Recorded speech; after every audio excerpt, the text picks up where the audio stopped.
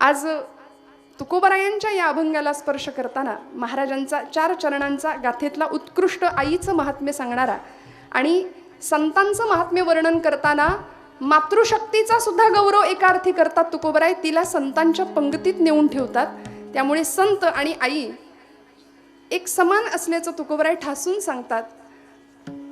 आणि असा मातेचं महात्म्य वर्णन करणारा तुकोबरायांचा अत्यंत गोड, हृदयाला भिडणारा, मनाला स्पर्श करणारा आणि काय महाराजांनी चाल गायली, त्या चालीमध्ये कितीतरी हृदय हलवून गेली अशी सुंदर चाल त्या अभंगाला सुद्धा साजेशी ओंकार महाराजांनी लावली.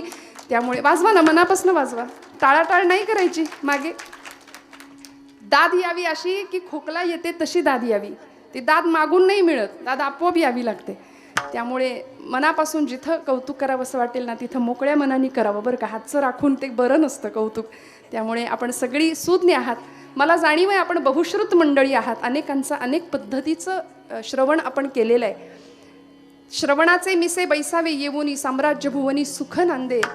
माऊली म्हणते येथे मोक्ष असे आयता श्रवणाची आहे माझी. आयता मोक्ष तुम्हाला आम्हाला कीर्तनात संत देतात. आणि कीर्तन ही नवविधातली श्रेष्ठ असलेली भक्ती. मोक्ष कुठेच मिळत नाही, कुठल्या गावाला नाही मिळत. मोक्ष नावाची कुठली वस्तू नाही, कुठलं काही पदार्थ नाही आहे. गती गेल्यानंतर मिळते ती गती, पण जिवंतपणे अनुभवण्याची वस्तू, गोष्ट, अनुभव तो म्हणजे मोक्ष आहे.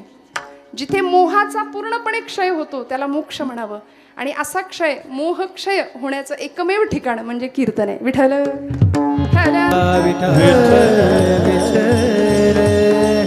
त्यामुळे प्रथम पुण्यस्मरणानिमित्ताने आयोजित केलेली ही कीर्तन सेवा, अगदी साजेसा असा अभंग, एका आईच्या त्यागाला, समर्पणाला दंडवत करणारा, तिचं महात्म्य वर्णन करणारा तुकोबरायांचा अत्यंत गोड अभंग आहे.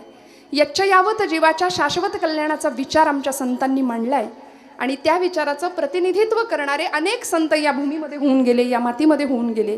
त्या संतांचं प्रतिनिधित्व करणारे जे संत आहेत ते आमचे तुकोबराय, भागवत धर्माच्या कळशस्थानी विराजमान असणारे, देहूचे प्रसिद्ध जगद्गुरू या पदाला विराजमान असलेले आमचे तुकोबराय. धन्य तुकोबा समर्थ, त्याने केला हा पुरुषार्थ.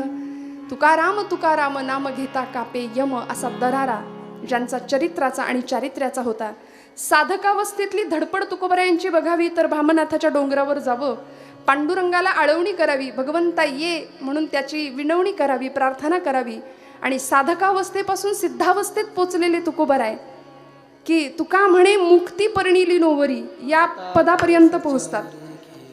एकीकडे नलगे मुक्ती अन धनसंपदा, संत संग देई सदा असं म्हणणारे तुकोबराय शेवटी याचसाठी केला होता अट्टहास, शेवटचा दिस गोड व्हावा. तुका म्हणे मुक्ती परिणिली नोवरी, आता दिस चार खेळी मिळी या सिद्धावस्थेला पोहोचतात. आणि वैकुंठ गमनासारखा अलौकिक सोहळा तुकोबराय जगाला दाखवतात. मला असं वाटतं की लोकांनी वैकुंठ गमन सुद्धा चर्चेत आणलंय तुकोबरायांचं. केली की नाही चर्चा? काही बुद्धीचे फाटे फोडणारे प्रचंड लोक समाजामध्ये आहेत. हो, काय करायचं म्हणजे मला तर असं वाटतं त्यांच्या बुद्धीची मोहऱ्यांनी दृष्टच काढावी. काय काय करायचं त्यांच्या बुद्धिमत्तेला? बरं, नको तिथे आपलं डोकं फार चालवतील. तुकोबराय म्हणे वैकुंठाला गेलेत की नाही, असं काही शक्य असतं का म्हणे देहाने? अहो, भावविश्व आमचं तिथपर्यंत पोहोचत नाही, तेव्हा असे संदेह मनामध्ये येतात. ज्ञानोबांच्या भावविश्वातली भिंत चालली, भगवंतालाही ती भिंत चालवावी लागली. आमचं तुमचं भावविश्व तिथं पोहोचत नाही, आम्हाला वाटतं हे अशक्य आहे. अहो, ज्ञानोबा तुकोबा सोडा, साक्षात गोपाल कृष्णांना सुद्धा लोक म्हणाले की कृष्ण एक नाही 4 असले पाहिजेत म्हणाले. वसुदेव सुतं देवम हा एक कृष्ण. कारण एका कृष्णाला एवढं सगळं करणं शक्य नाही. कंस चाणूर मर्दनम, कंसाला मारणारा कृष्ण तिसराच, दुसराच.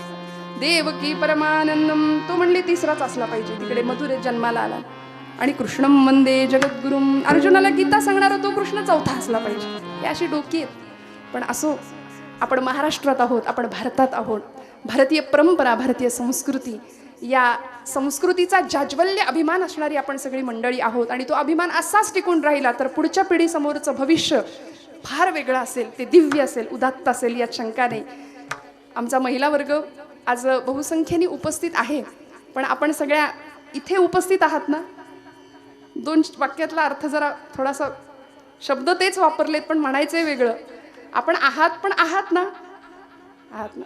मनाची उपस्थिती फार महत्त्वाची आहे. देहाची उपस्थिती सगळ्यांची असतेच कीर्तनात, पण मन असेलच मन वढाय वढाय उभ्या पिकातल ढोर, मन वढाय वढाय उभ्या पिकातल ढोर,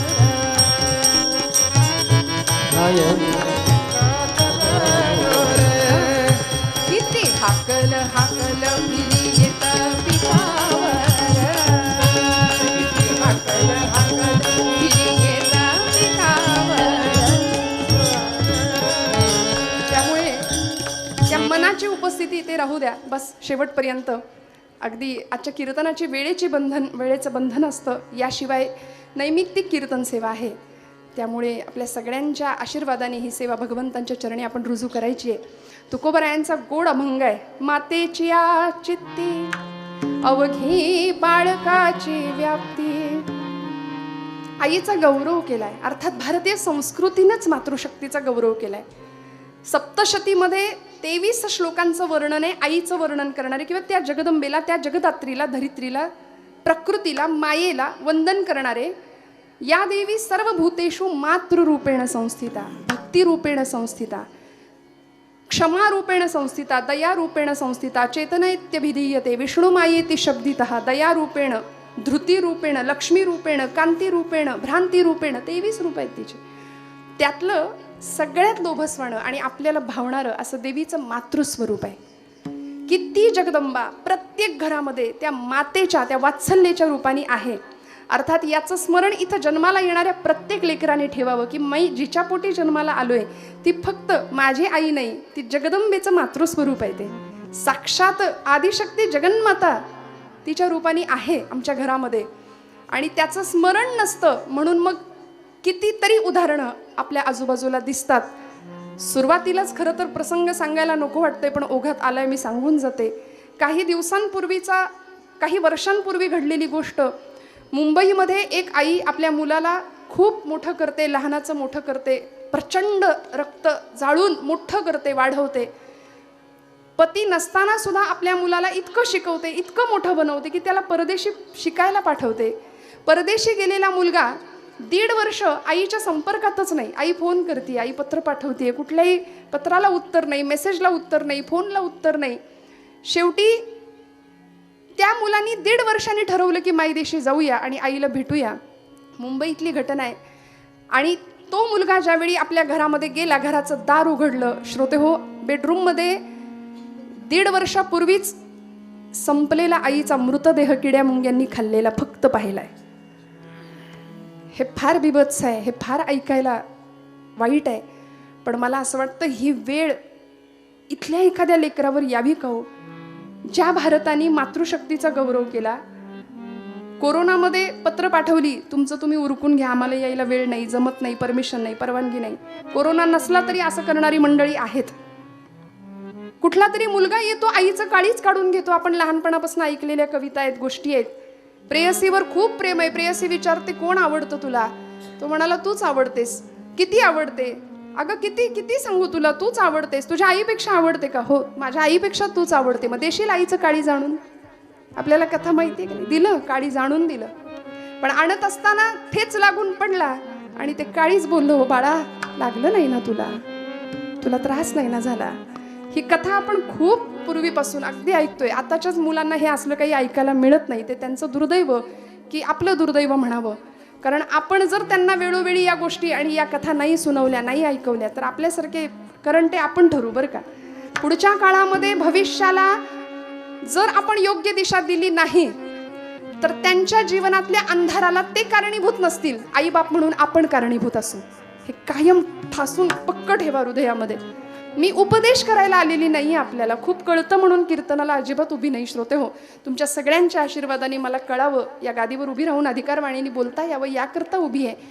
पण तुकोबा ज्या आईचा गौरव करतात, भारतीय संस्कृती ज्या मातेला पहिलं नमन करते, मातृ देवो भव, ती माता बघा तुम्ही. देवमाता आदिती आहे, वेदमाता गायत्री आहे. आमची गीता माऊली म्हटलंय तिला, गीतेला सुद्धा.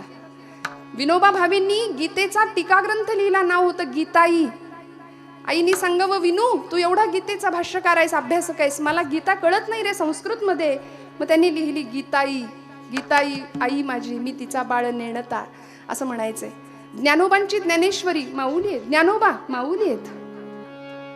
आमची धरती माता, इथून सुरुवात करूया ना आपण. आईचं चराचरात असलेलं अस्तित्व, मातृशक्तीचं अस्तित्व. खूप लक्ष देऊ नाही का, मला प्रपंचातल्या गोष्टी फार कमी सांगता येतात, मला येतच नाही. विठ्ठल विठ्ठल विठ्ठल. आपली धरित्री माता, जुनी मंडळी मला सांगा, सकाळी उठल्या उठल्या काय श्लोक म्हणतो आपण?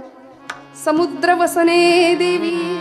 आता हे कॉन्व्हेंटच्या पोरांना नाहीये, काही माहिती नाही, काही येत नाही, आणि येत नसेल तर शिकवणं आपलं काम आहे की नाही? पण घरामध्ये आजोबा किंवा आजी बोलायला लागली तर नातू म्हणतो तुम्ही गप्पा, तुम्हाला काही कळत नाही. त्याच्या त्या बोलण्यावर सगळे हसतात. हो काय बाळ हुशार आहे आमचं, बघा गप करते आजीला सुद्धा. तिथं फटका देण्याची गरज आहे. लाल येत पंचवर्षांनी दशवर्षांनी ताडे येत. कसा बोलेल परतच्या वेळी उलटा. आपण काय करतो, एक गाल पुढे देतो लहानपणी, मार मार मार, ते मारतं मग गालात, कुणाच्या वडिलांच्याच आईच्याच. दुसऱ्या गालात पण मारतं. मोठा झाल्यानंतर हाताच्या ऐवजी लाथ वापरतो. हे ऐकायला खरं कटू आहे, पण ही वस्तुस्थिती आहे. त्यामुळे येथ वडील जे जे करीती माऊलींची प्रसिद्ध आणि माझ्या आवडीची ओवी.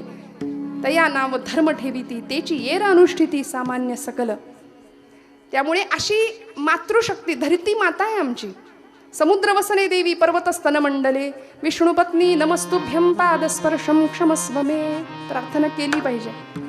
जिला पाय लावतोय आम्ही ती धरती माता आहे, भारत माता आहे आमची.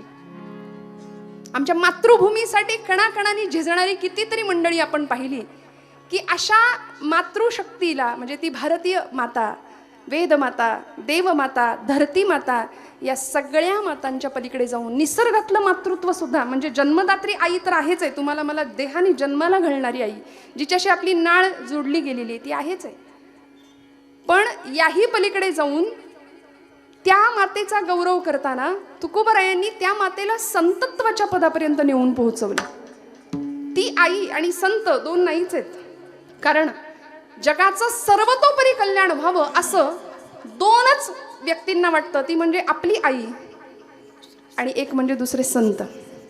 या दोघांनाच असं वाटतं की आपलं सगळं सर्वतोपरी विश्वाचं कल्याण व्हावं, आणि हे कल्याण करण्याकरता संत दादागिरी करत नाही. तो आई दादागिरी करत नाही. फार तर काय म्हणते, मेल्या उन्हात काय मरतोस, मरायचंच असेल तर घरात येऊन मर कारट्या. आता हे मर म्हणजे तिला खरंच मर म्हणायचं असतं का हो?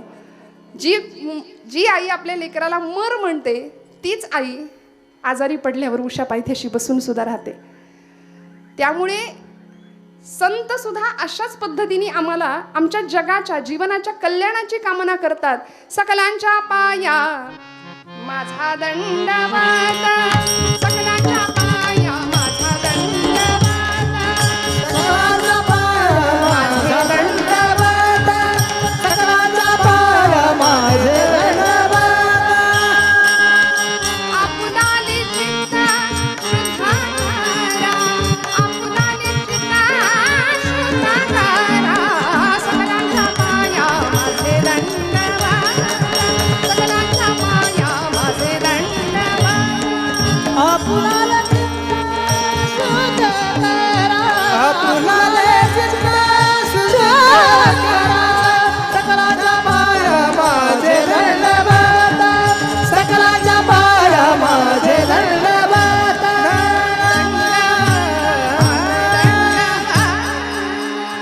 सकलांच्या पाया माझे दंडवत, आपुलाले चित्त शुद्ध करा. दंडवत घालून जगाच्या शाश्वत कल्याणाची कामना करणारे संत आहेत. आमच्या जीवनाच्या कल्याणाची कामना करणारी आई आहे.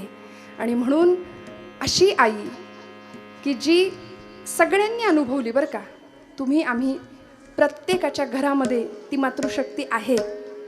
तुकोबा तिचाच गौरव करतात, तिलाच वंदन करतात. आणि तिचा गौरव करताना अनेक संतांनी सुद्धा त्या मातेचा गौरव केलाय, की ज्यावेळी आमचे विठ्ठलपंत आणि आई रुक्मिणीला देहांत प्रायश्चित्ताची शिक्षा भोगावी लागली, देहांत प्रायश्चित्त भोगावं लागलं. काय मातृत्वाची संकल्पना आहे बघा. निघून गेले आई वडील.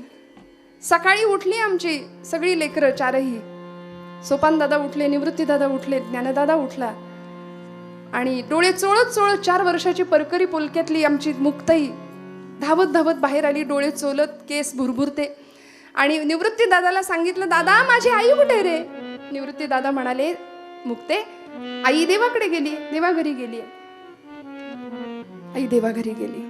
मुक्ताई म्हणाल्या, ती तर रोजच जाते रे, रोजच जाते अश्वत्थ वृक्षाला प्रदक्षिणा. आत्ता येईल म्हणाले. काय देवाघरी गेली सांगतोस मला? येईल आता.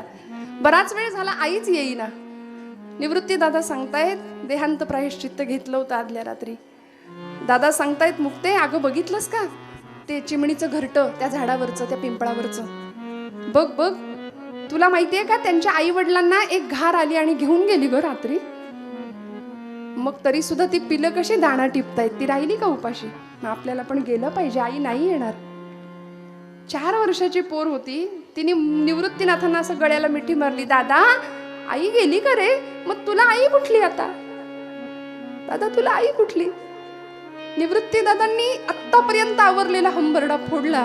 मुक्ताईला कडकडून मिठी मारली आणि म्हणाले, मुक्ते आजपासून तू माझी आई. मुक्ता नाही, मुक्ताई. तेव्हापासून मुक्ताई झाल्या आमच्या आदिशक्ती ब्रह्मचित्कला जगज्जननी आद्यत्रय जननी देवांची. आणि अशा त्या देवत्वाला, त्या शक्तीला संतांनी पदोपदी गौरवित केले, पदोपदी तिचा सन्मान केलाय. बरं, हे झालं जन्मदात्रीचं, हे झालं आजूबाजूच्या मातृशक्तीचं. आम्ही निसर्गात मातृतत्व पाहतो. एखादं पक्षी, चिमणीचं बाळ अंड फोडून नुकतंच बाहेर आलंय आणि अजून पंख उघडायचे, पंख फुटायचे, डोळे उघडायचे, आणि त्या पक्षाला ती पक्षिणी किती प्रेमाने सांभाळते हो. माऊली ज्ञानेश्वरीत सांगतात बरं का, मग ती जे जे करावे ते मजची पडले आघवे, जैसे अजात पक्षाचे निजीवे पक्षिणी जिये. अंड्याचं कोश फोडून पिल्लू बाहेर आले, पंख फुटायचे, डोळे उघडायचे, मग त्या पिलाला ती आई किती प्रेमाने सांभाळते. त्याला दाणा आणून चोचीत भरवते, इतक्या प्रेमाने सांभाळते. माऊलींचा दृष्टांत यासाठी आहे. माऊली म्हणतात, असा मी माझ्या भक्तांचा सांभाळ करतो. माऊलींना सुद्धा मातृशक्तीचाच दृष्टांत का द्यावासा वाटलो? देव भक्ताला आईसारखं सांभाळतो. ती चिमणी त्या पिलाला असं म्हणते का, तू माझ्या म्हातारपणची काठी आहे. तिला माहिती असतं उद्या ते उडून जाणार आहे, त्याच्या पंखात बळ आले की ते निघून जाईल, स्वतःचा आकाश निर्माण करेल. पण ती असं नाही म्हणत, आता सातबाऱ्यावर तुझं नाव लागेल, तू माझ्या म्हातारपणची काठी आहे, हे सगळं तुला मी कशासाठी करते, सगळं आमचं बघायचंय तुला परत. कुठलीही अपेक्षा नाही हो, कुठलीच नाही अपेक्षा. निर्व्याज, निष्पाप, निष्कलंक आणि निर्लेप ज्याला म्हणावं असं प्रेम, प्रचंड उदात्त अंतःकरणाने केलेलं प्रेम. आणि ते दाणा भरवती, एक दिवस त्या पिलाला फुटले पंख, ते गेलं, ते आलंच नाही परत. आमच्या खानदेशातल्या बहिणाबाईंनी फार सुंदर रूपक केलं. त्या म्हणाल्या, अरे खोप्या मंदी खोपा सुगरणीचा चांगला, अरे खोप्या मंदी खोपा सुगरणीचा चांगला, देखा पिलासाठी तिनं झोका झाडाने टांगला, देखा पिलासाठी तिनं झोका झाडाने टांगला, खोप्या मंदी खोपा सुगरणीचा चांगला, देखा पिलासाठी झोका झाडाने टांगला, खोपा इनला इनला, खोपा इनला इनला, खोपा हिंडला हिंडला, झुलता पडला, झुलता पडला, इनला इनला, जसा झुलता पडला, खोपा हिंडला हिंडला, जसा झुलता पडला. पाखराची कारागिरी जरा देख रे मानसा, दोन हात 10 बोट, तिची इवलीशीच चोच, काय वर्णन आहे, काय शब्द आहेत बघा. तिची इवलीशीच चोच, तिची इवलीशीच चोच, तेच दात तेच ओठ, तुला दिलं रे देवानी 2 हात 10 बोट. माणूस प्राणी शहाणा होत नाही ना. इतकं आईचं प्रेम कसं करावं लेकरावरती, लेकरांनी आईवर कसं प्रेम करावं. निसर्ग आम्हाला माकडीनीला कधी बघितले पिल्लांना असं आवळून धरलेलं? कधीतरी कुठल्या तरी घाटात न जाताना आम्ही बघतो ना, एवढ्या त्या शेंड्यावरनं दुसऱ्या शेंड्यावर असं काळजात नुसतं चर्र होतं माझ्या प्रत्येक वेळी की ते लेकरू सुटलं तर. पण नाही, काय विश्वास आईवर. जसा आईवर लेकराचा विश्वास आहे ना, तसं तुकोबराय सुद्धा सांगतात आमचा संतांवर विश्वास आहे. कारण संत आणि आई दोन नाहीच आहे. त्यामुळे फक्त आणि फक्त आईच्या हृदयामध्ये सगळं विश्व जर काय असेल, कुणाचं असेल, तर ते फक्त ती व्याप्ती आहे, ती फक्त आपल्या बाळाची आहे. हे मातेची चेते मातेची चेते मातेची चेते मातेची चेते मातेचिया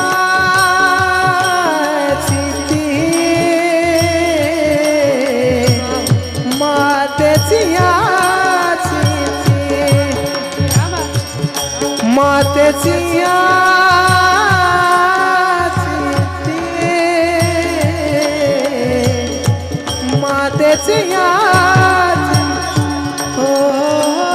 हे मातेचिया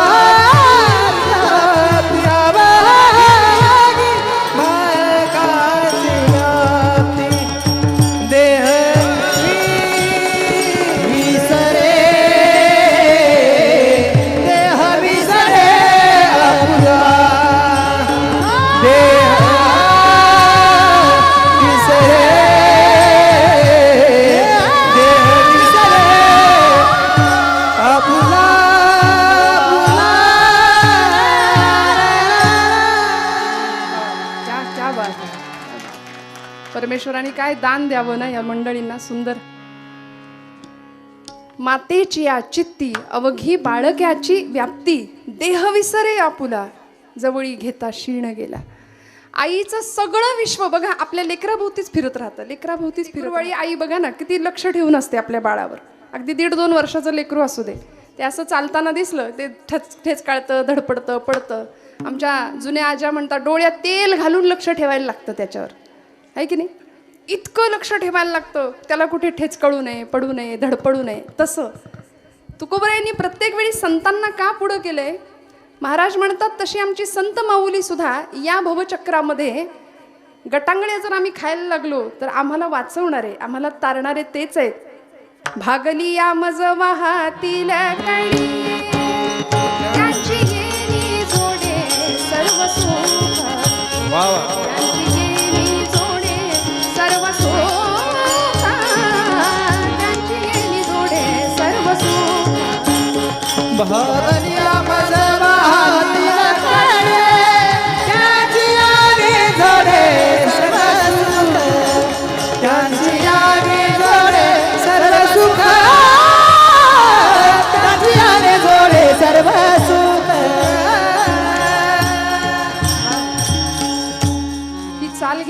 त्यांना सुद्धा श्रद्धांजली जाते की नाही आपोआप. वारकरी संप्रदायातलं एक असं श्रीमंत एक वादळ निघून गेलं आपल्यातून. त्यामुळे अशा चाली घ्याव्या आणि त्यांना त्या निमित्ताने श्रद्धांजली. अर्थात तशी गाता येईल की नाही या जन्मात हे माहिती नाही, पण अमृतासारखं गोड कीर्तन. भागलिया मज वाहतील कडिये त्यांची येणी जोडे सर्व सुख. संतांची व्यापकता आणि आईचं व्यापकपण एकत्र आणलं तुकोबांनी. मातेची या चित्ते बाळकाची व्याप्ती हे सांगत असताना आईला लेकराशिवाय दुसरं विश्वच नसतं. आपल्या सगळ्यांना माहिती आहे, माऊली म्हणते लळे याची या बालका किरीटी गवसणी करुणी स्नेहाची दिठी आणि खेळता पाठोपाठी माऊली धावे. ती त्याच्या मागे मागे मागे मागे धावत असते, तिचं वात्सल्य धावत असतं. किती प्रेम, किती अंतःकरणामधला जिवाळा. आणि हे त्या लेकराला तेव्हा नाही कळत, मोठं झाल्यावर तर अजिबातच नाही कळत. पण लेकरू सगळ्यात जास्त सुरक्षित कुठे असतं तर ते आपल्या आईच्या पदराआड असतं, आईच्या जवळ असतं. हिंदवी स्वराज्य संस्थापक छत्रपती शिवाजी महाराजांच्या आजूबाजूला मी एक धाडसी विधान नेहमी करते की आमच्या जिजाऊ आई साहेब नसत्या तर राजांचं घडणं झालंच नसतं. हे इतिहासाला मान्य करावं लागेल. कारण शिवाजीराजे कालपटावर आले ते फक्त जिजाऊ मातोश्रींमुळे, घडले ते फक्त जिजाऊ मातोश्रींमुळे. गर्भात असतानाच अशा मुठी वळल्या जायच्या राजांच्या, कारण डोहाळे जसे विलक्षण होते. तलवार घ्यायची, शत्रूला कापून टाकावं, घोड्यावर स्वार व्हावं, हे डोहाळे होते आईसाहेबांचे. आणि तिथे गर्भात मोठी आवळल्या जायच्या आणि त्या त्याला सांगायच्या, शिवबा आता अशा तयारीने जन्माला ये की जळायचंय आपल्याला, जळण्याच्या तयारीने ये माझ्या राजा. कारण इथं सगळा अंधकार आहे, 350 वर्षाचा गुलामीचा अंधकार आहे. पण एखाद्या ज्योतीने ठरवलं ना जळायचं की मोठ्यात मोठ्या अंधाराचा सुद्धा पराभव करता येतो माझ्या राजा, जळण्याच्या तयारीने ये. मग गर्भात अशा मोठी आवळल्या जायच्या. शिवाई देवीची कृपा व्हावी, नाव ठेवावं शिवाजी. शिस्त वात्सल्य जी जिद्द यांचा त्रिवेणी संगम ते शिवाजी. त्यांना घडवणारी जी जाई, जी जिद्द, जाज्वल्य देशप्रेम आणि ईश्वर निष्ठा यांचा त्रिवेणी संगम त्या जिजाबाई. जी जाई तिथं जाईप्रमाणे सुगंध देई, असं मातृशक्तीचं सुंदर रूप आमच्या भारतीय इतिहासाला दिसलं जिजाऊ माऊलींच्या रूपामध्ये. आणि किती घडवावं, तासन तास टक लावून बघत बसावं, पुण्यात आणावं, बाळाने विचारावं. 5 वर्षाचे झाले, शिवबाराजे विचारलं, आई कुठाय माझा वाडा, कुठाय माझा घोडा. आई म्हणते मोठी माणसं आई त्या घरात राहत नाहीत बाळा, ती घरं बांधतात आणि मग राहतात. इथं वाडा नाही, इथं घोडा नाही, सगळं बेचिराग झाले. रायाराव नावाचा हिंदू सरदार गाढवाचा नांगर फिरवला होता पुण्याच्या भूमीवरनं. माणसं परागंदा होऊन देशोधडीला गेली होती, राखेचे डोंगर साचले होते. एक पहार ठोकली होती आमच्याच माणसांनी, मुरार जगदेव त्याचं नाव. एक पहार ठोकली, त्याच्यावर एक मानवी कवटी अडकवली, पुण्याच्या वेशीला चपलांचं तोरण टांगलं आणि सांगत होते जो कोणी इथं स्वराज्य निर्माण करण्याचा प्रयत्न करील त्याच्या घराची आम्ही अशी मसनवट करून टाकू. आमच्याच घरातल्या लेकी बाळींची अब्रू लुटताना डोळ्या देखत बघण्यापलीकडे दुसरा इलाज पर्याय उरला नव्हता, असा भीषण भयावह काळ. आणि तिथे 5 वर्षाच्या डोळ्यात ही आई स्वराज्याचं दिव्य स्वप्न बघत होती. सांगत होती, बांधाल का वाडा, घ्याल का घोडा, कराल का सैन्य निर्माण.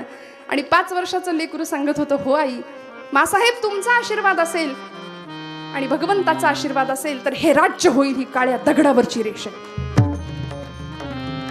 आणि पुढे काय झालं हे इतिहासाला ज्ञात आहे, आपण सगळे त्याचे साक्षीदार आहात. मला सांगा, तीच माता, काय असतं आईचं कठोरपण, म्हणजे कॉम्प्रोमाइज ज्याला आजच्या भाषेत मराठीत बोललं तर लवकर कळतं, कुठेच केली नाही. आपलं कसं असतं, आमच्या बाळाचा काही त्रास नाही, उठ म्हणलं की उठतो, बस म्हणलं की बसतं. अगदी ह्यांच्या वडिलांच्या वळणावर गेला. तुम्ही का हसलं आहे की नाही? आपल्याला उठ म्हटलं की असं काही घरात आहे बरं का, आमच्याकडे नाही. आमच्याकडे बघू नका. विठ्ठल विठ्ठल विठ्ठल विठ्ठल विठ्ठल. विनोदाचा भाग सोडून द्या, एक लोणच्या पुरता असावा बरं का, कीर्तनात विनोद फार नसावा असं मला वाटतं. त्यामुळे असा पराक्रमी बाळ घरामध्ये जन्माला यावा. आणि ते बाळ ज्यावेळी मोठा मोठा मोठा होत होत सगळी विघ्न स्वराज्यावरची पचवली, दूर केली, स्वराज्य साकारलं. आणि 6 जून 1674 साली 32 मण सोन्याचं सिंहासन रायगडावर सजलं. झुकल्या वाकल्या गर्विष्ठ माना या शिवमंदिरी. आणि त्यावेळी जिजामाऊलींचं वय 70 वर्षाचं होतं, 70-72च्या होत्या जिजामातोश्री आमच्या. पण इतकं डोळ्यात तेल घालून म्हणतात ना, आपल्या राजकारणाचा सगळा अनुभव त्या बाळाला दिला, त्याला मोठं केलं.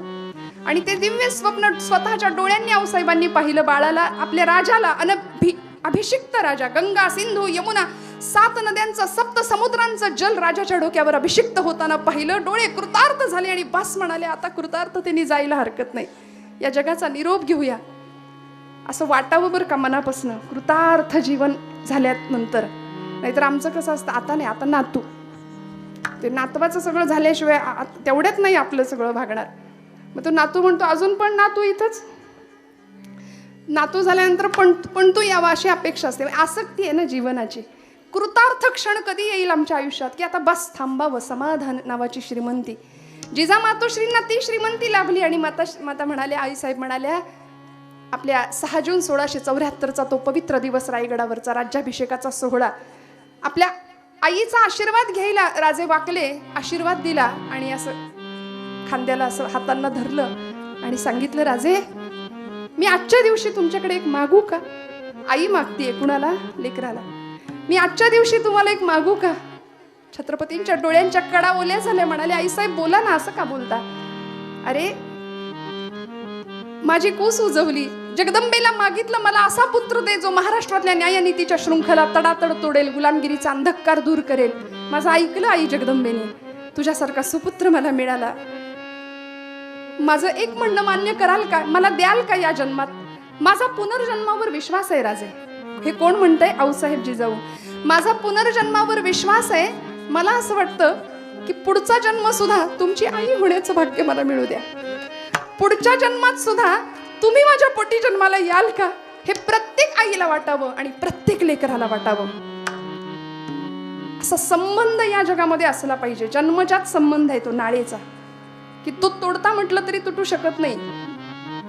आणि अशा संबंधामध्ये सुद्धा आज समाजामध्ये जर दुरावलेली माणसं बघितली तर मला असं वाटतं एवढ्या वर्षांचा सहवास आबांना मिळावा आणि त्यानंतर असं एखादं व्यक्तिमत्व फुलावं की धर्मासाठी, संप्रदायासाठी, नामस्मरणासाठी, अध्यात्मासाठी, समाजासाठी तळमळणारं एक व्यक्तिमत्व ती आई अशी मागे सोडून जाते. त्यावेळी असं वाटतं आणि ते प्रेम आम्ही अनुभवलंय म्हणून मी पुन्हा पुन्हा बोलते. तुम्ही म्हणता की इथे आलं म्हणून कौतुक करताय की काय, असं तोंड देखलं नाही अजिबात. आम्ही अनुभवले, म्हणजे आमच्याबद्दल तर आहे, पण माझी लेक सुद्धा कृष्णाई, म्हणजे तिची सुद्धा इतकी आस्थेने चौकशी आबांनी एवढ्या 5-6 महिन्यात केली आहे की मला आजपर्यंत असा अनुभव कधीच नाही आला. बरं, कीर्तन झाल्यानंतर पोहोचलेत की नाही हे पण कुणाच्या लक्षात नसतं. आम्ही गेलोय की कुठे घाटात गेलो खाली, काही लक्ष नसतं. पण इतकं प्रेम आणि ही श्रीमंती आहे आमची, बरं का, ही श्रीमंती आहे, हे ऐश्वर्य आहे खऱ्या अर्थी. त्यामुळे असं प्रेम मिळायला, सुशीलो मातृपुण्येन पितृपुण्येन चातुरः उदारो वंशपुण्येन आत्मपुण्येन भाग्यवान. वंशाच्या पुण्याईनी उदारता आहे, पित्याच्या पुण्याईनी चतुरता आहे, चातुर्य आहे, आईच्या पुण्याईनी सुशीलता आहे आणि वंशाच्या पुण्याईनी माणूस उदारो वंशपुण्येन, औदार्य हा गुण घेतो, बरं का. त्यामुळे हे सगळे गुण आमच्यामध्ये यायचे असतील तर आम्हाला खऱ्या अर्थी आईवडिलांच्या जवळ कुठेतरी बसलं पाहिजे, सानिध्यामध्ये. बऱ्याचदा काय होतं, आहे तोपर्यंत आम्ही बोलत नाही. मी इथे असलेल्या सगळ्या आमच्या तरुण मंडळींना, लेकरांना, आणि आपण सर्व ज्येष्ठ आहात माझ्यापेक्षा वय, अनुभव, बुद्धीच्या सगळ्याच बाजूंनी, पण तुम्हाला सगळ्यांना दंडवत प्रणाम करून एक विनंती करते की कधीतरी आपल्या आईजवळ बसा. तो जो स्पर्श आहे ना आईला, खूप लहानपणी तिने आपल्याला घेतलंय जवळ, पान्हा पाजलाय, पण आता तो स्पर्शही तो विसरली ती. कधीतरी तिला जवळ घेऊया, कधीतरी तिला विचारूया, तू कशी आहेस ग? अजून 5 वर्ष निश्चित जगेल जर काळ संपणार असेल तर. मला असं म्हणायचं की ते कितीतरी प्रेम आपण विसरतोय, आपण हरवतोय. आणि कधीतरी बोलताना आमची पोरं म्हणतात आमची आई अडाणी आहे, काही कळत नाही तिला, शिकली नाही, आमची आई अडाणी आहे. पण खरं सांगू, माझ्या तरुण बांधवांना माझं सांगणे, आईला अडाणी कधीच म्हणू नका, कधीच म्हणू नका. मातेची आचित्ती बाळ अवघी बाळकाची व्याप्ती, दुसरा विचार नाही तुमच्याशिवाय तिने केला. स्वामी विवेकानंदांना एका विद्यार्थ्यांनी विचारलं होतं, स्वामीजी आईचे ऋण फेडता येत नाही, फेडता येत नाही असं का म्हणतो तो, काय अवघड आहे त्याच्यात, फेडूया म्हणे, मी फेडेल. स्वामीजी म्हणले ठीक आहे, ते नंतर बघ फेडायचं म्हणे, मी आधी एक सांगतो ते करशील का. स्वामीजींनी एक वीट दिली त्याच्याजवळ, 1 किलोची वीट. ती तुझ्या अंगावरचं उपरणं पंचाकाड म्हणले, त्याच्यात बांध पोटाला जरा ती वीट, आणि मी सांगतोय तोपर्यंत सोडू नकोस. ऐकताय ना महिला वर्ग, जागे आहात ना आपण सगळ्या. छान. स्वामीजींनी त्या लेकराला दिली ती वीट आणि त्याला सांगितलं पोटाला ती वीट बांध. 1 किलोची वीट 9 तास म्हणले सोडायची नाही. आता घरी जा, सगळी कामं करते वीट बांधून. तो पोरगा घरी गेला, त्याला नीट चालता येईना, उठता येईना, बसता येईना, झोपता येईना, जेवता येईना, सगळीच पंचायत झाली हो, सगळीच पंचायत झाली. तो 3 तासातच स्वामीजींकडे माघारी आला, स्वामी विवेकानंदांकडे, आणि म्हणाला, हे काय, मी तुम्हाला साधा प्रश्न विचारला होता की आईचे ऋण का फेडता येत नाहीत, तुम्ही मला एवढी मोठी शिक्षा भलतीच देऊन टाकली. स्वामीजी म्हणाले, तुझ्या प्रश्नाचं उत्तर तुला मिळालंय बाळा. मी फक्त 1 किलोचं वजन तुझ्याकडे दिलं तर तुझे एवढा तुला त्रास झाला, एवढा क्षीण झाला. मला सांग, याच्या तिप्पट ओझं 9 महिने 9 दिवस ती पोटात वाहते आणि मग तुला जन्माला देते. पोटी भार साहे त्याचे सर्वस्वही साहे, पोटी भार वाहे त्याचे सर्वस्वही साहे. इतकं म्हणजे किती दान करावं आईने आपल्याला, सगळं जीवन वाहिलंय, सगळं जीवन. त्यामुळे लेकुराचे हित वाहे माऊलीचे चित्त. आमच्या मराठी साहित्यातले एक सुंदर कवी माधव जुलियन, फार सुंदर कविता आहे. प्रेम स्वरूप आई वात्सल्य सिंधू आई, प्रेम स्वरूप आई वात्सल्य सिंधू आई, प्रेम स्वरूप आई वात्सल्य सिंधू आई, वात्सल्य स्वरूप आई, प्रेम स्वरूप आई, वात्सल्य स्वरूप आई, प्रेम स्वरूप आई वात्सल्य सिंधू आई, प्रेम स्वरूप आई वात्सल्य सिंधू आई, प्रेम स्वरूप आई, वात्सल्य सिंधू आई, प्रेम स्वरूप आई, वात्सल्य सिंधू आई. बोलावू मी तुला मी कोणत्या पाये, प्रेम स्वरूप आई वात्सल्य सिंधू आई, प्रेम स्वरूप आई वात्सल्य सिंधू आई, प्रेम स्वरूप आई, वात्सल्य स्वरूप आई, प्रेम स्वरूप आई, वात्सल्य स्वरूप आई. खोटी ठरवून देवा ही आस एक मोठी, आई पुन्हा जन्म घे आणि पुन्हा तुझ्याच पोटी मला जन्माला यायला मिळू दे. मला असं वाटतं ही भावना, ज्याला आई नाही आहे ना, आज आबांना विचारूया, त्यांच्या कुटुंबियांना विचारूया काय भावना असेल. ज्याला आई नाही त्याला ही भावना जास्त कळते. आई नसल्याचं दुःख, पोरकेपणाचं छत्रच निघून जातो. आपलं म्हणणारं आणि आपल्यासाठी तिळ तिळ झिजणारं, फक्त आपलीच काळजी करणारं असं एक व्यक्तिमत्व काळाच्या पडद्याआड निघून जातं आणि तेव्हा मग डोळे उघडतात खाडकन. आहे तोपर्यंत विचारलं नाही, कधी तिची विचारपूस केली नाही. 500 किलोमीटरवरच्या एखाद्या मित्राला गुड मॉर्निंगचा रिप्लाय द्यायला किती जीवाची उलघाल. उठले उठले पहिलं ते. जवळ असलेल्या आईला तू कशी आहेस विचारलं नाही, दिवसभर तिच्याकडं पाहिलं नाही. तिचा चेहराही न पाहणारी कार्टी घराघरात आहेत आज. आईला आई म्हणायचं नाही. काय गोडवा आहे त्या शब्दामध्ये. आमच्या बहिणाबाईंचं पुन्हा एकदा खानदेशातल्या आमच्या कवयित्री त्या म्हणाल्या की माय म्हणता म्हणता भटा लागी भट भिडे. माय किती गोड शब्द आहे माय. बघा तुम्ही, ओष्ठ व्यंजन, दंत व्यंजन, तांज व्यंजन, मराठी साहित्यात व्याकरणातले हे सगळे नियम आहेत. प फ ब भ म हे ओष्ठ व्यंजन आहेत. त थ द ध न दंत व्यंजन आहेत. तर ते म ओष्ठ व्यंजन आहे. माय म्हणता म्हणता भटा लागी भट भिडे. आत्या म्हणता म्हणता केवढं अंतर वो पडे. आत्या. दादा म्हणता म्हणता दाता माझी जीभ धडे. आणि काका म्हणता म्हणता कशी मांग मांग दडे. जीजी म्हणता म्हणता मिळे जिभले निवारा. आणि सासू म्हणता म्हणता गेला तोंडातून वारा. विठ्ठल विठ्ठल विठ्ठल विठ्ठल. त्यामुळे तुमच्या माझ्याकरता हे बहिणाबाईंचं आहे, माझं नाही आहे बरं. तुम्ही म्हणाल का बरं असं. त्यामुळे तुमच्या माझ्याकरता स्वतःचं देहभान. आज मेडिकल सायन्स एवढं पुढे गेलंय, बाळंतपणाच्या वेदना सहन करतेच. कितीतरी हाडं शरीरातली फ्रॅक्चर व्हावीत 20 पेक्षा जास्त, तेवढ्या जितक्या वेदना तेव्हा होतात ना, तेवढ्या वेदना त्या एका क्षणाला होतात. त्याही पुढे जाऊन सांगते, आज मेडिकल सायन्स पुढे गेले. आपल्या बाळाच्या जन्माकरता वीतभर पोट फाडून घ्यायला सुद्धा जी तयार असते ती आई आहे. अभंगाचं दुसरं चरण आम्हाला तुकोबराय सांगतात. देह विसरे आपुला देह विसरे आपुला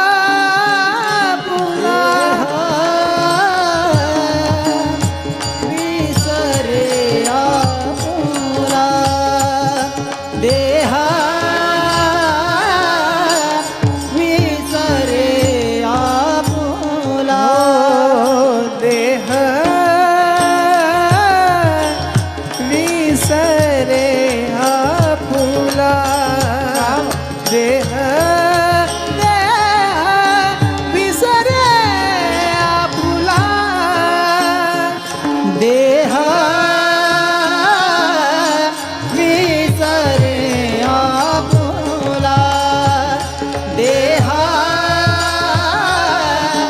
विसरे आपुला जवळ घेता सीन गेला जवळी जवळी घेता सीन गेला देह विसरे आपुला देह विसरे आपुला जवळी घेता सीन गेला जवळी घेता सीन गेला देहा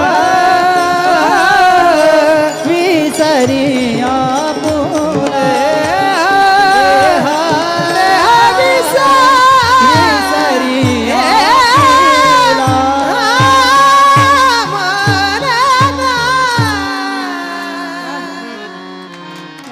देह विसरे आपुला जवळी घेता शेण गेला. प्राणांतिक यातनांमधून त्या सहन करून त्या बाळाचं फक्त तोंड बघितलं की सगळा शीण विसरून जाते. तुकोबा काय उदाहरणं देतात बघा. व्यवहारातली उदाहरणं आहेत पण संतत्वाचा दर्जा मातेला देणारं उदाहरण आहे. आणि म्हणून संतांचं महात्म्य सांगताना सगळ्याच संतांना पुन्हा पुन्हा आईचाच गौरव करावासा का वाटतो. हे झालं संतांच्या बाबतीत, महापुरुषांच्या बाबतीत.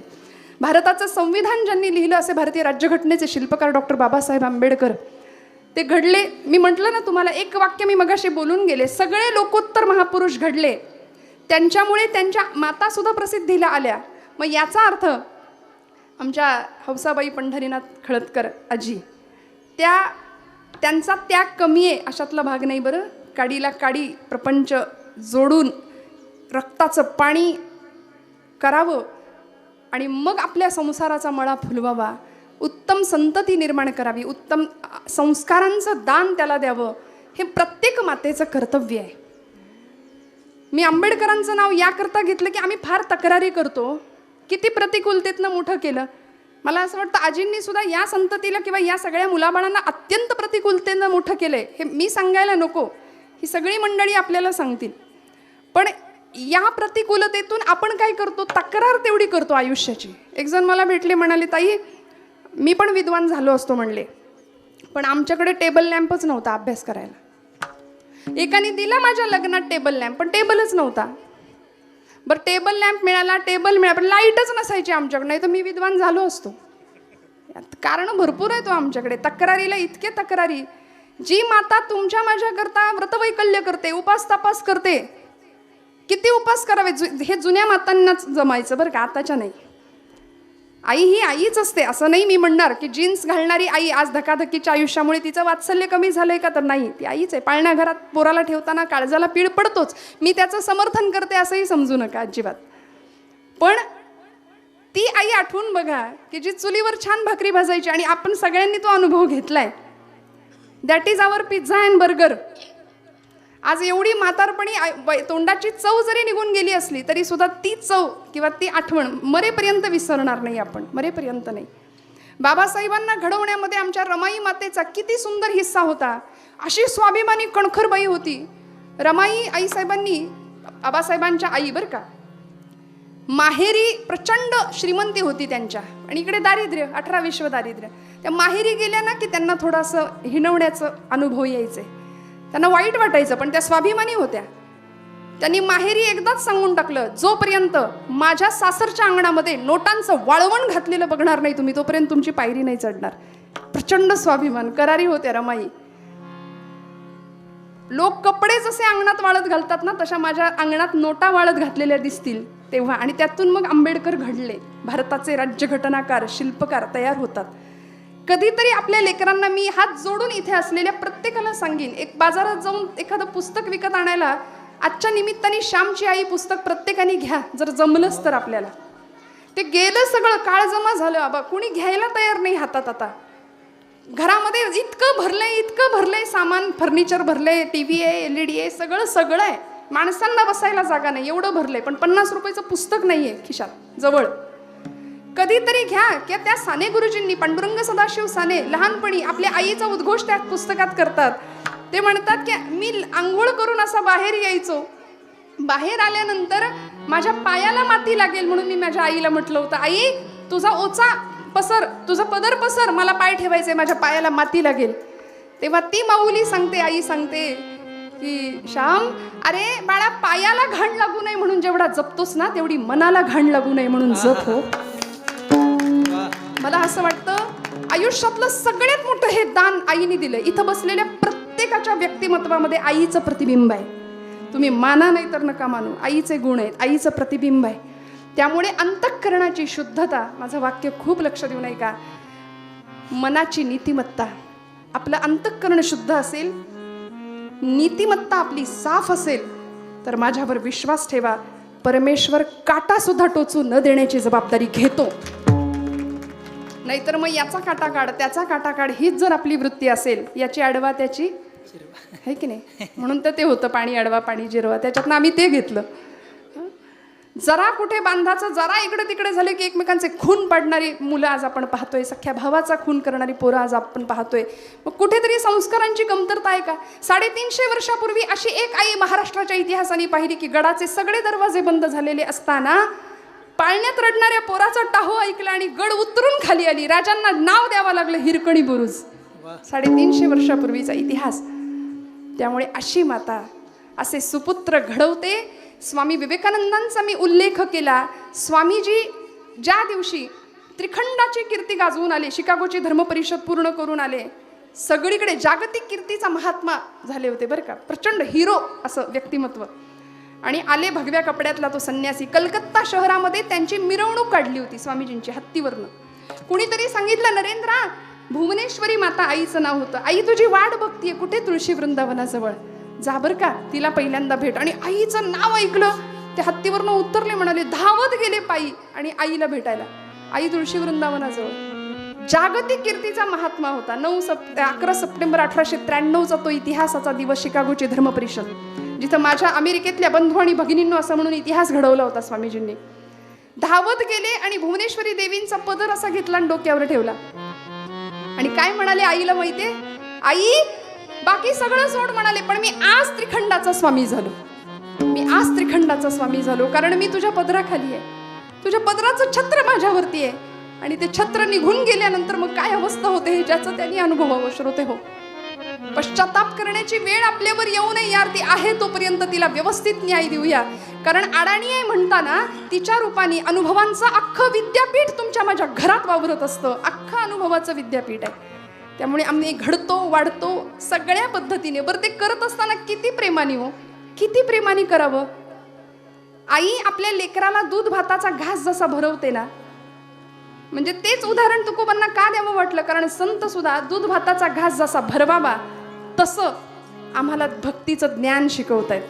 हे दावी प्रेम भाते, दावी प्रेम भाते, दावी प्रेम भाते, दावी प्रेम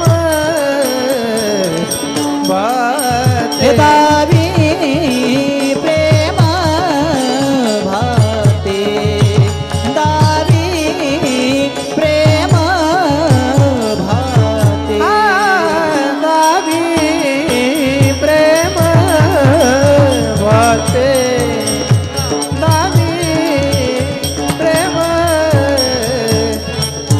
भाते हे आणि अंगावरी चढते आणि अंगावरी चढते आणि अंगावरी चढते आणि अंगावरी चढते हे आणि अंगावरी चढते आणि अंगावरी चढते आणि अंगावरी चढते आणि अंगावरी चढते देह विसरे आपुला देह विसरे आपुला देह विसरे आपुला देह विसरे आपुला आपुला आपुला राहते आणि अंगावरी चढते. लहान बाळाला दुधाचा भाताचा घास खाऊ घालावा हं? आणि ते बाळ धावत धावत आईच्या अंगावर जावं, कडकडून मिठी मारावी, जवळ घ्यावं, स्तन्य पाजावं. किती प्रेम, किती प्रेम. तसं संत सुद्धा आम्हाला प्रेमाने जवळ करतात बरं का. आई लेकराला दूध भात घालते तितक्या प्रेमाने, तितक्या मायेने भक्तीचं ज्ञान सोपं करून शिकवतात. हरिमुखे म्हणा, हरिमुखे म्हणा, काही अवघड नाही सांगितलं. ठाईचं बैसोनी करा एक चित्त, आवडी अनंत आळवावा. फार कुठे जंगलात तपस्या करा, वनात जा असं सांगितलं का? आई जसं सोपं करून सांगते तसं सांगितलंय. मग या न्यायाने जी आई आपल्या देहाचा विसर पडतो तिला आपल्या लेकरासाठी, लेकराच्या कल्याणाकरता उपास तापास व्रतवैकल्य करावीत. आम्ही महाशिवरात्र जर धरली तर महाशिवरात्रीच्या आधी महिनाभर ठरतो त्या दिवशी काय काय खायचं. आमचा मेनू एरवी नसतो एवढा, उपासाचे 108 पदार्थ, एवढं ताट भरलेलं असतं त्या दिवशी. म्हणजे त्या शिवाला सुद्धा त्या रात्रीचं भय वाटावं की काय. त्याला असं वाटावं बापरे बाप, ही मानव जमात आजच्या दिवशी सगळंच अन्न पृथ्वी तलावरचं गिळंकृत करेल की काय, असा आमचा उपास असतो. पण आईचा त्याग, आईचं समर्पण, देहाचंही समर्पण आहे. देह विसरे आपुला, जवळी घेता क्षीण गेला, दावी प्रेम भाते आणि अंगावरी चढते. बाळाचं आणि आईचं जसं नातं आहे ना, तसं संतांचं आणि आपलं नातं असावं ही तुकोबरायांची अपेक्षा आहे. ती अपेक्षा कशी होईल? नमन करूया, मस्त भजन करूया आणि त्यासाठी एक दृष्टांत सांगून मग समारोपाकडे जाऊया. एकदा मस्त संतांना जे आवडतं, परमेश्वराला जे आवडतं आणि ज्यांनी आपल्या जीवनाचं कल्याण होईल असं नाम, अमृतापेक्षाही गोड असलेलं नाम घेऊया आणि मग पुढच्या भागाकडे जाऊ. विठोबा रखुमाई, हरी विठोबा रखुमाई, विठोबा रखुमाई, विठोबा रखुमाई, विठोबा रखुमाई, विठोबा रखुमाई, विठोबा रखुमाई, विठोबा रखुमाई, विठोबा हरी विठोबा रखुमाई, विठोबा विठोबा रखुमाई, रखुमाई, हरी जय जय हरी हरी जय जय जय विठोबा रखुमाई, हरी जय जय हरी हरी जय जय जय विठोबा रखुमाई. हरी जय जय हरी जय जय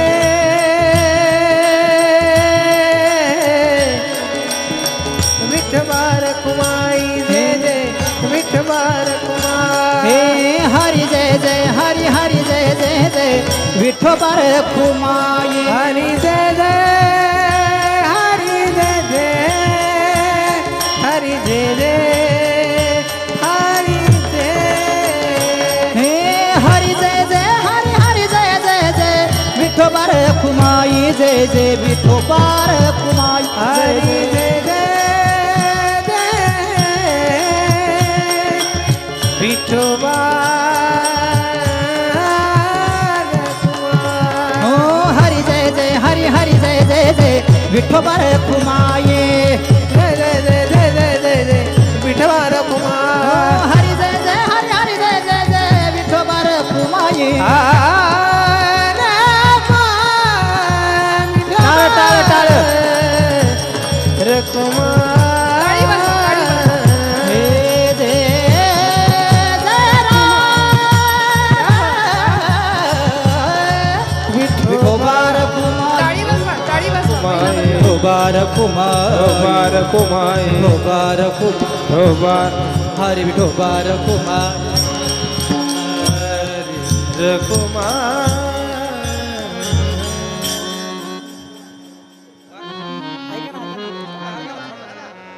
मातेची आचित्ती अवघी बाळकाची व्याप्ती.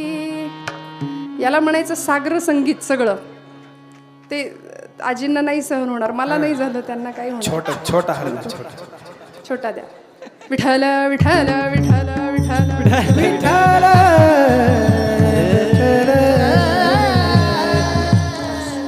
म्हणून म्हटलं ते आईचं पुण्यस्मरण श्राद्ध कर्म असं थाटात व्हावं, ही गोड अंतरीची अपेक्षा. आणि त्यासाठी जितकं करता येईल तेवढं करावं, ही आबांच्या मानसीची इच्छा.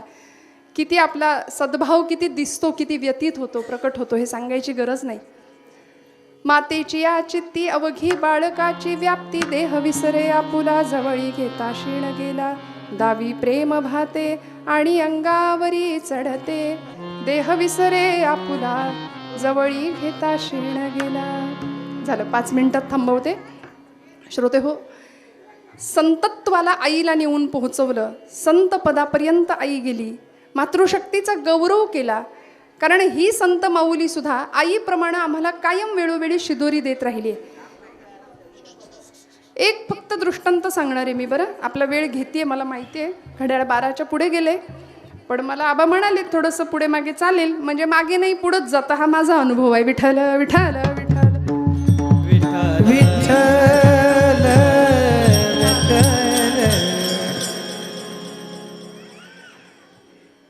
आई सर्वांगीण विकास व्हावा लेकराचा, यासाठी जसा प्रयत्न करते ना. कारण आपला संप्रदाय सुद्धा बघा, माऊलीचा संप्रदाय आहे, सगळ्यांना स्वीकारणारा संप्रदाय आहे. आणि 2 गोष्टी अशा आहेत, स्वीकार आणि सुधार. आईकडे स्वीकार आहे, बापाकडे सुधार आहे. असं एखादं कार्टं असतं नाक वाहत असलेलं, बरं का, जागेत ना सगळे ऐकताय ना. नाक वाहत असलेलं एखादं 1.5-2 वर्षाचं कार्ट ते वडिलांकडे जातं. वडील काय करतात, इकडचा वर्ग सांगा मला, पहिली क्रिया काय आहे? खिशातलं काढतील, ते पुसतील, मग त्याला घेतील. किंवा ते साफ करून ये तिकडून आईकडून, चांगलं त्याला रंगवून छान पावडर बिवडर लावून दिल्यानंतर मग हे मिरवतील सगळीकडे.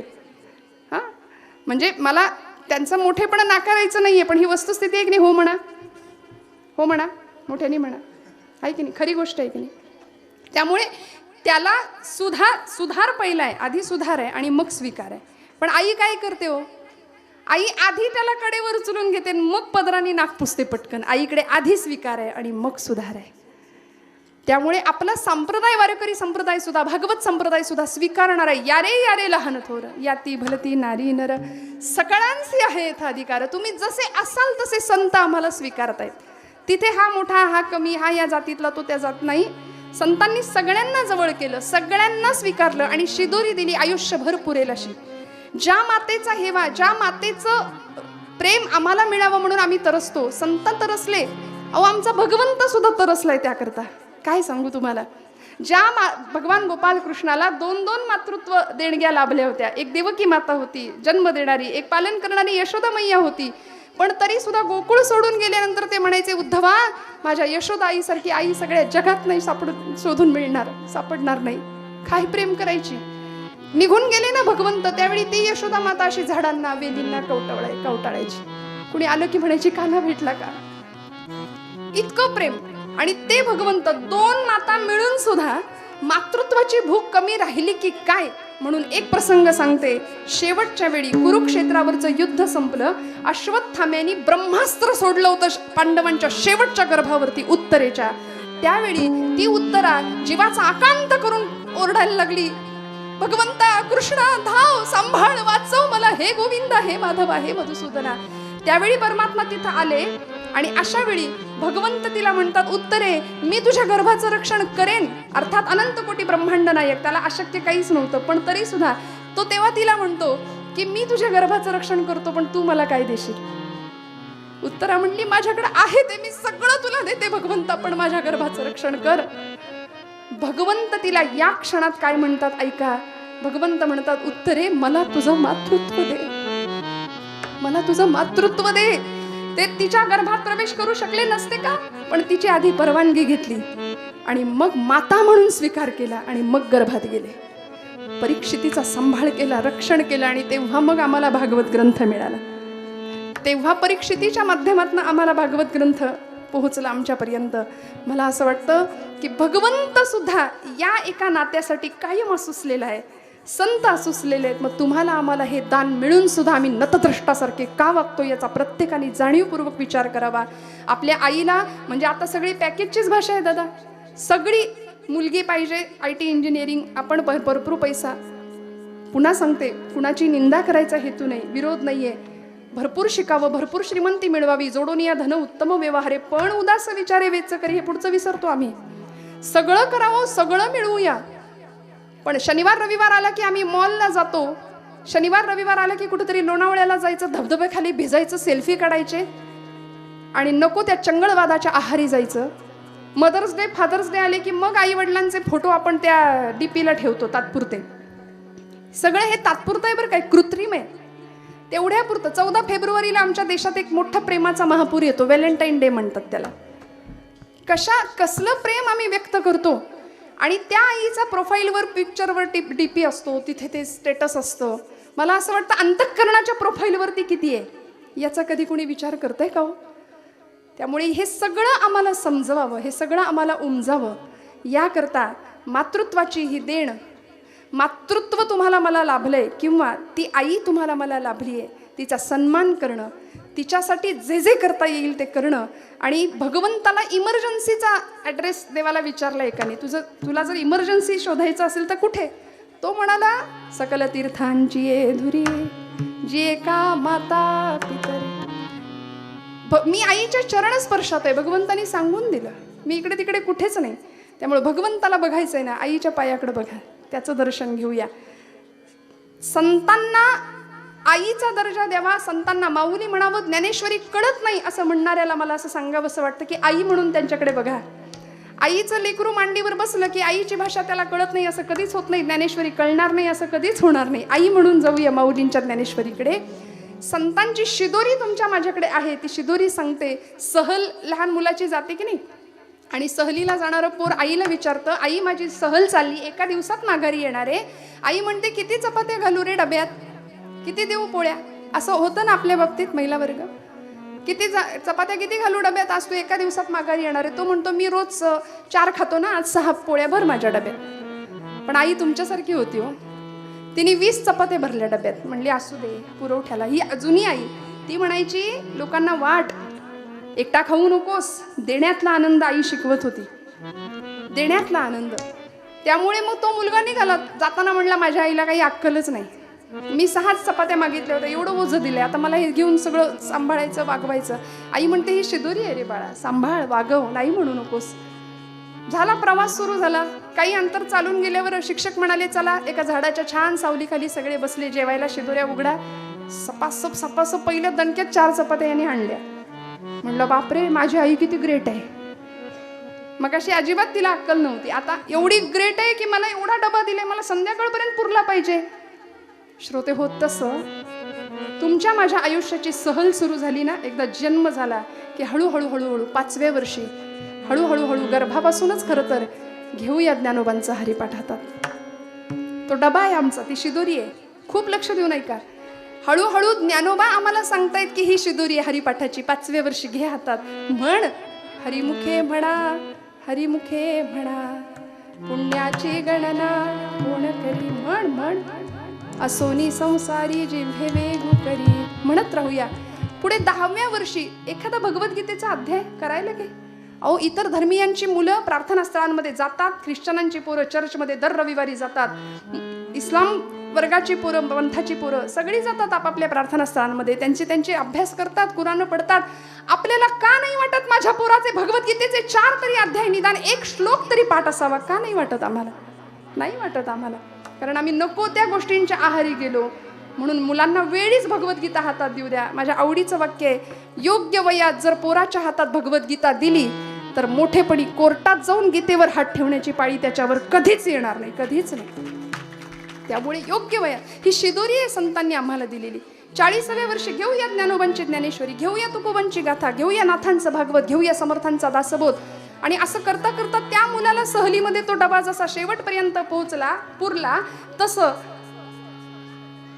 संत म्हणतात, तुकोबा म्हणतात की संतांनीही आम्हाला भक्तीची, ज्ञानाची, अध्यात्माची शिदोरी दिली एक नाही. भगवद्गीता आहे, ज्ञानेश्वरी आहे, गाथा आहे, नाथ भागवत आहे, दासबोध आहे, हरिपाठ आहे, मनोबोध आहे, हे सगळं आम्हाला शेवटपर्यंत पुरणार आहे. आणि एक वाक्य सांगते, अजिबात वाईट वाटून घेऊ नका.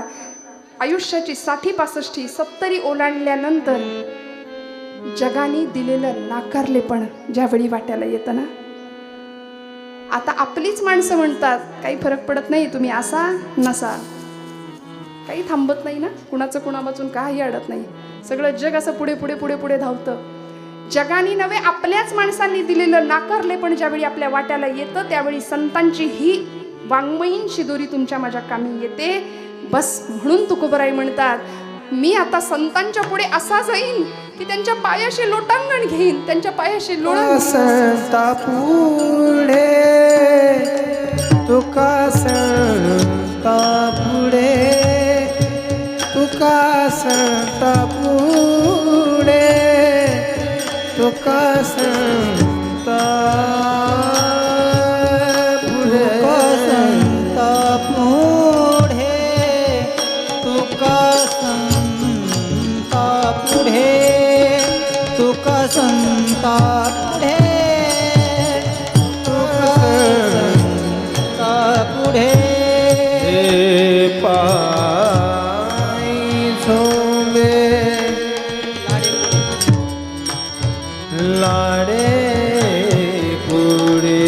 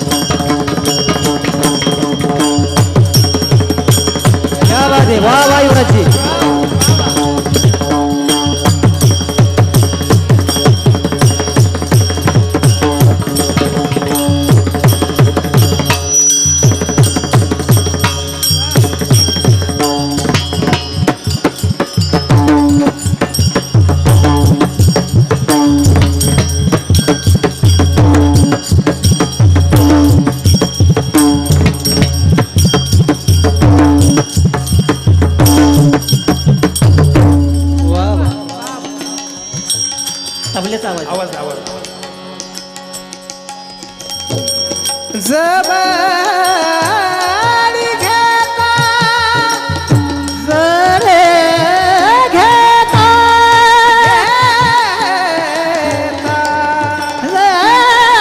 घेता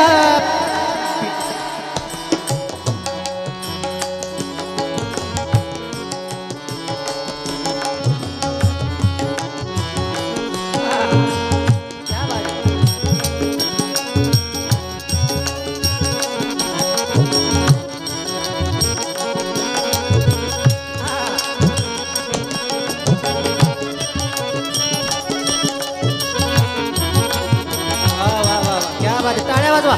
क्या बात है, मायबाप वाह. टाळ्या वाजवा. क्या बात है. जय हो.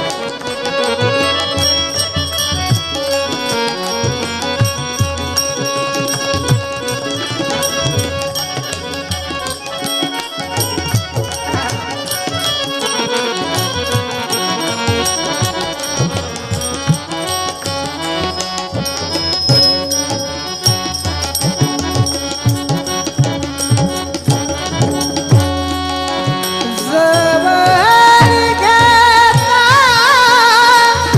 जवळ घेता सीन गेला सीन गेला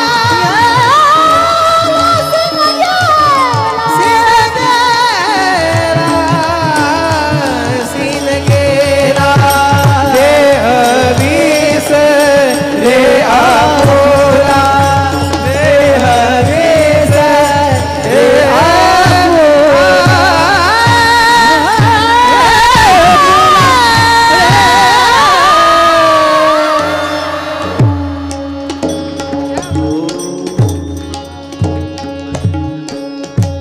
तुम्ही आम्ही खेळीमेळी गदारोळी आनंदे मातेश्वरी वा, वा, वा.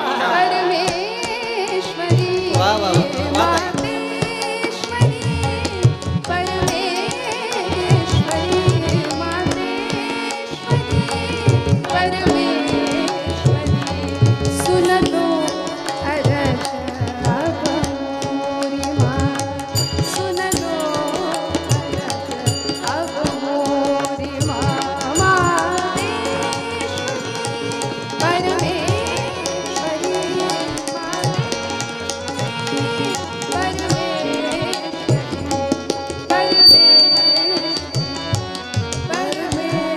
क्या बात है, वाह. वा वा वा. तुका संतान पुढे तुकोबारायांनी संतांच्या पायी लोळण घ्यावे, त्यांच्या पुढे जाऊन स्वतःचे लाड करून घ्यावेत, प्रेमाने जवळ जावं. श्रोते हो,